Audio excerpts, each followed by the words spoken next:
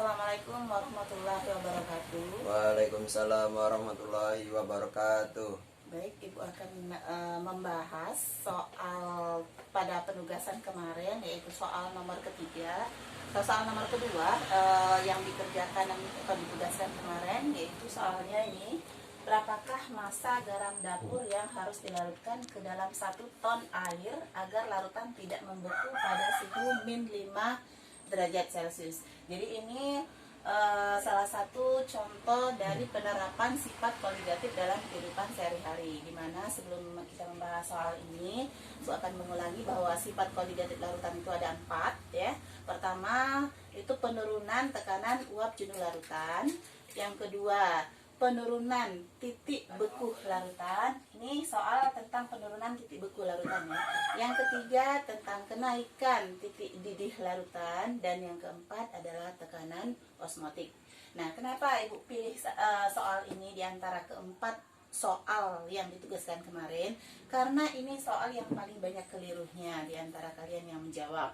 Kalaupun ada yang menjawab angkanya benar, tapi kesimpulannya salah. Baik, kita kita analisis dulu tentang soal ini. Soalnya, berapakah massa garam dapur?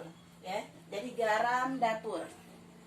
Garam dapur itu adalah elektrolit. Jadi kan larutan itu ada yang elektrolit, ada yang non elektrolit. Apa bedanya? Kalau yang elektrolit dalam perumusan menghitung sifat koligatif larutannya ditambahkan dengan faktor Van Hoff. Faktor Van Hoff itu adalah I, ya, nanti kita bahas. Yang harus dilarutkan dalam 1 ton air. Ini 1 ton, jangan sampai salah menghitung ya. 1 ton itu adalah 1000 kg, atau kalau dijadikan gram, 1 kilogram kan sama dengan 1000 gram, berarti dia 1 juta gram ya. Jadi 1 ton adalah 1 juta gram. Baik, kita tulis dulu ya. Diketahui massa ya, massa garam dapur adalah NaCl 1 ton. 1 ton itu sama dengan 1000 kilogram. Kalau dijadikan gram, maka sama dengan 1 juta gram ya, atau 10⁻⁶ gram.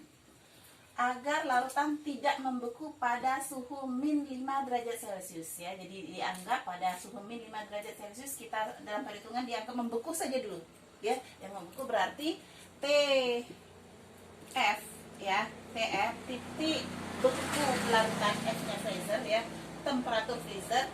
Jadi sama dengan min 5 derajat Celcius. Nah, kan dalam perhitungan bukan TF-nya, melainkan delta TF. Kalau TF-nya min 5 derajat Celcius, maka delta TF itu sama dengan TF0 dikurangi TF.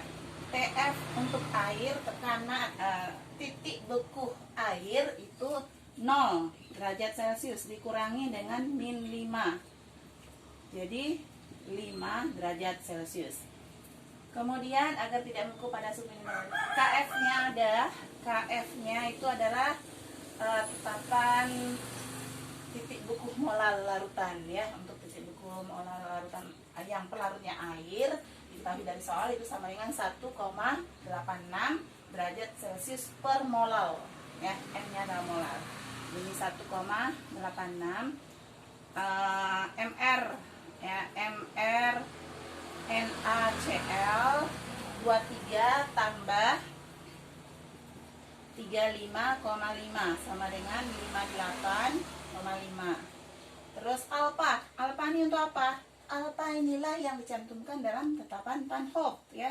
Kalau diketahui nilai alpha dari soal, maka alpanya masukkan ke dalam I ya. Jadi kalau alpanya 0,85, berarti I-nya itu sini ya, I tetapan Van Hoff 1 plus N-1 kali alpha. Jangan dianggap I langsung sama dengan 2. Ini larutan elektrolit yang diketahui nilai derajat ionisasinya. Jadi alpha adalah derajat ionisasi dari suatu larutan elektrolit yang nilainya sudah ditetapkan 0,85. Kalau nilai alpha dari soal tidak diketahui, maka anggap saja alpanya sama dengan N. N itu adalah jumlah ion, ya.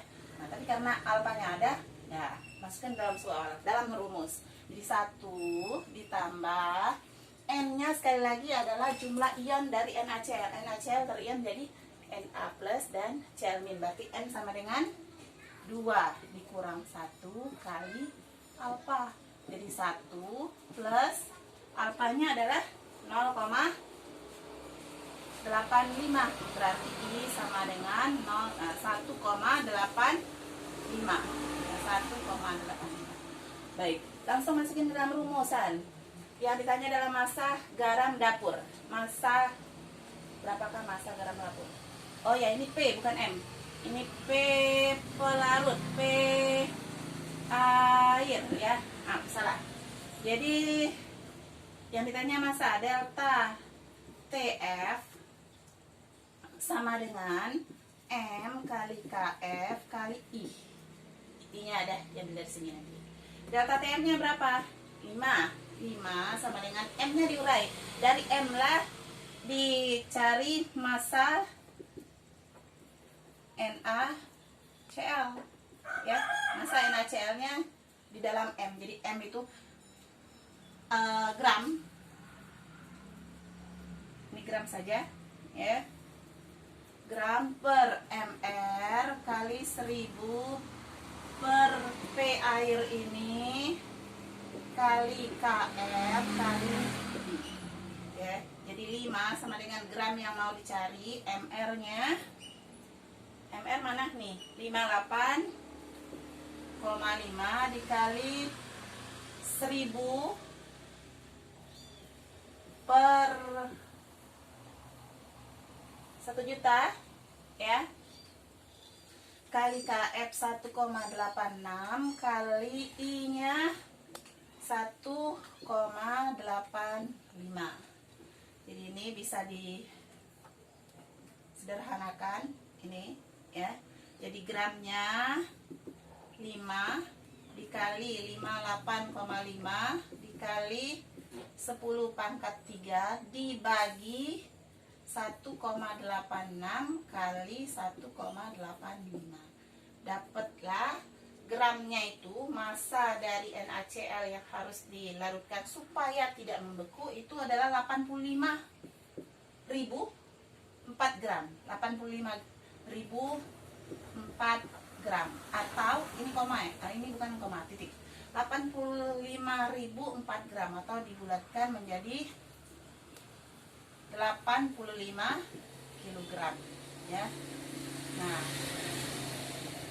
sampai sini banyak ya, betul. Jawabannya 85 kilogram. Tapi 85 kilogram ini adalah massa di mana garam dapur itu membeku, ya. Setelah ditambahkan 85 kilogram, maka larutan air yang ditambahkan dengan garam dapur tadi membeku. Tapi di soal ini justru yang ditanya adalah agar larutan tidak membeku. Ya, jadi pakai persamaan matematika kayak gitu.